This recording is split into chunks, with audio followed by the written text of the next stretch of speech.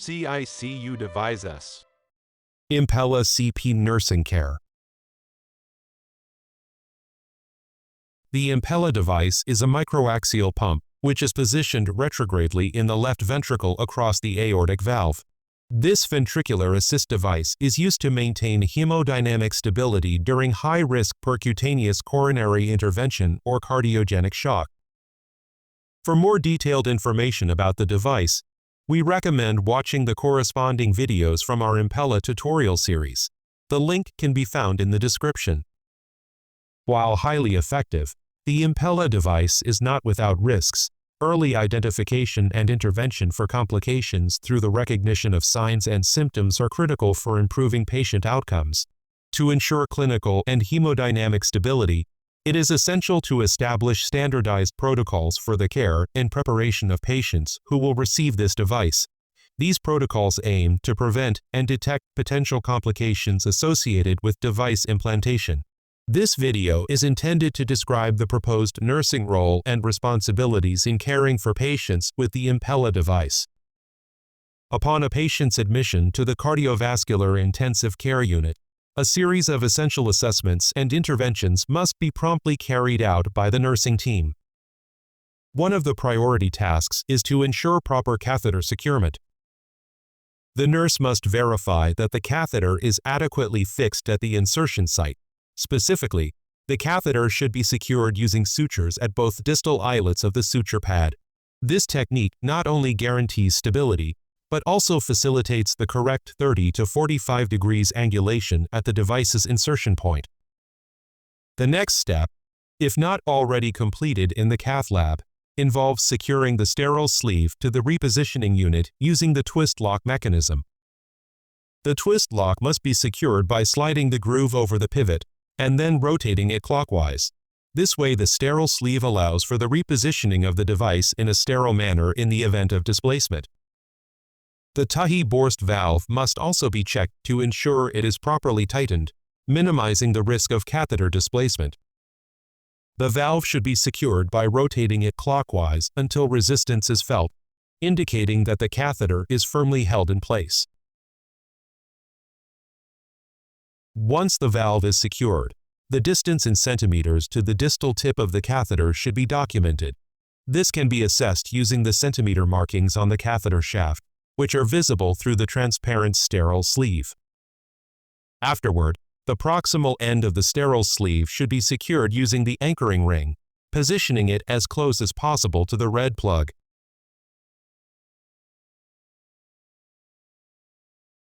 Do not cover the catheter sleeve with tape or transparent dressing.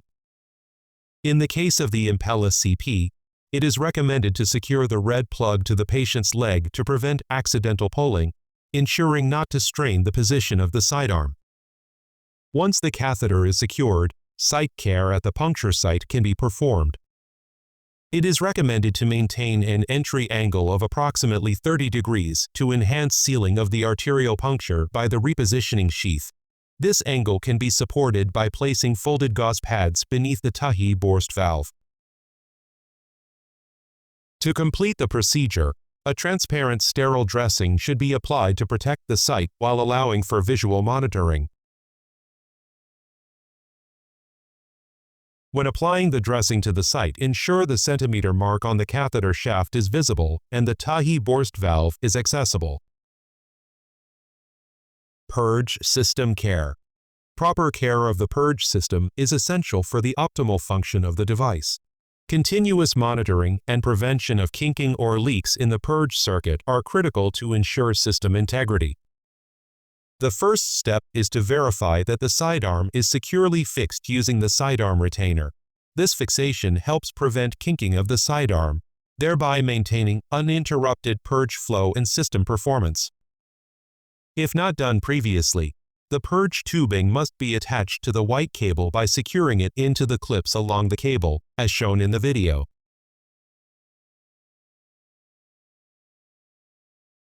It is also important to ensure that the tubing is not at risk of kinking, near the wheels of the cart or bed, or at the edges of the purge cassette door.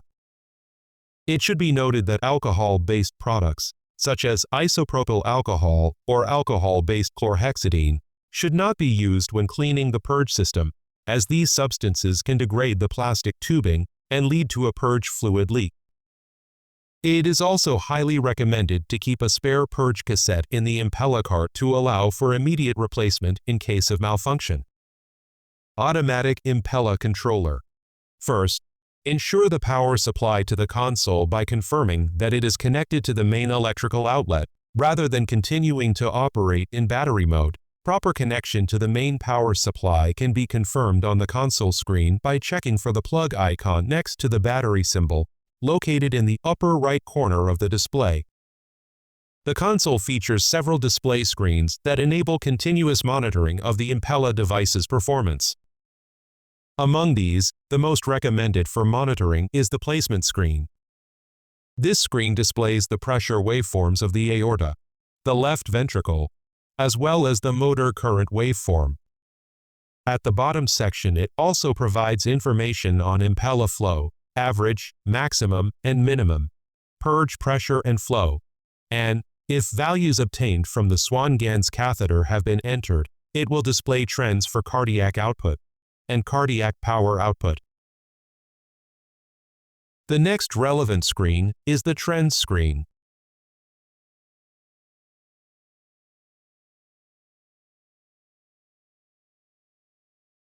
First of all, it is advisable to set the time interval to 12 hours in order to obtain a broader view of the hemodynamic trends.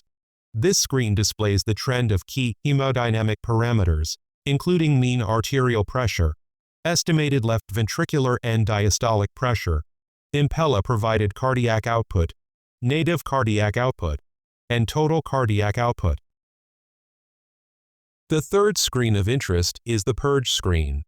This display allows the user to monitor recent trends in purge flow and purge pressure over the previous hours. It is also advisable in this screen to set the display to a 12-hour interval to facilitate a more comprehensive assessment of these parameters over time.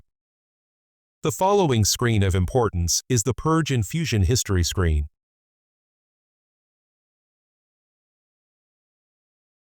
This screen provides a detailed hourly history of the purge solution infusion, including data on total volume infused, milligrams of dextrose, international units of heparin, and milliequivalents of bicarbonate.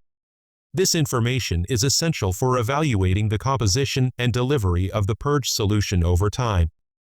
Finally, the console includes the home screen, which displays a graphical representation of the heart and the Impella device. However, this screen has limited clinical utility and does not provide important monitoring or operational information. Regarding general nursing care of the patient, standard critical care nursing guidelines should be followed along with local institutional nursing protocols. Patient mobility must be carefully managed to ensure safety and prevent complications. The head of bed may be elevated up to 30 degrees only, and this adjustment should be performed in accordance with standard positioning protocols. The affected limb must remain immobilized as clinically indicated. A knee immobilizer may be used if necessary. To prevent skin breakdown, the patient should be repositioned side to side every 2 hours, following the pressure ulcer prevention protocol. Additionally, the use of a pressure relief mattress is recommended to minimize the risk of pressure injuries. Continuous monitoring of the perfusion of the cannulated limb is recommended, including regular assessment of skin color, temperature, the presence of distal pulses, and capillary refill. In some cases, the use of Doppler ultrasound may be helpful to evaluate distal perfusion more accurately. Near-infrared spectroscopy can also be a useful tool for monitoring limb perfusion. It provides real-time, non-invasive assessment of tissue oxygenation, aiding in early detection of ischemia or compromised circulation. In addition to hourly urine output, it is advisable to document the color of the urine, as changes in color may be an early indication of hemolysis. To facilitate this, it is recommended to position the urine collection bag in a part of the patient's bed that remains clearly visible from the doorway of the room at all times. In the environment of critical care, checklists and flowsheets play a crucial role in supporting nursing staff by ensuring that no essential aspect of patient care is overlooked. Here is our proposed checklist to be completed upon CICU admission on a daily basis and after any transport for diagnostic tests or therapeutic procedures. This checklist aims to ensure patient safety, equipment functionality, and continuity of care throughout the critical care stay.